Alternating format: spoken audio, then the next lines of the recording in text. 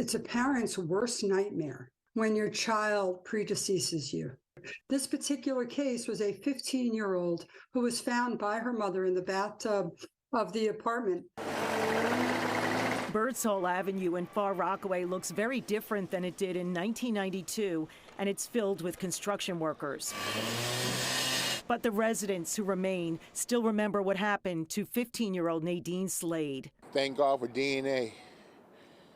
If it was for DNA, nothing would have been happening. 31 years later, Jerry Lee Lewis, the girl's former neighbor, was arrested in Virginia, accused of strangling the teen with her own bra.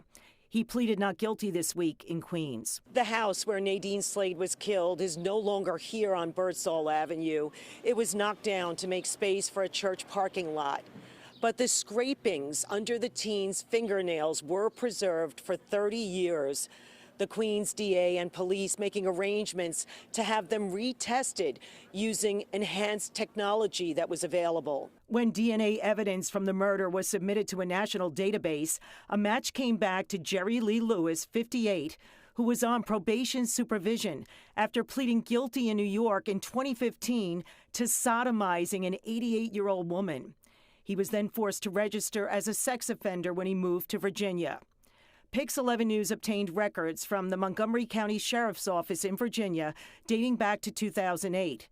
Since April 2022, police were called to Lewis's home on Trump Lane in Shawsville, Virginia, 3 times, arresting him twice for domestic assault of his girlfriend, who has a child with him. For decades, the individual who did it got away with it. For decades, the mother and the family are thinking, who killed her? Enhanced technology is definitely a game changer when it comes to cold cases, especially ones that are decades old. A neighbor who lives next door to Nadine Slade's old home in Queens put it this way. Thank God. To God be the glory. Justice has finally been served, and we thank God for it.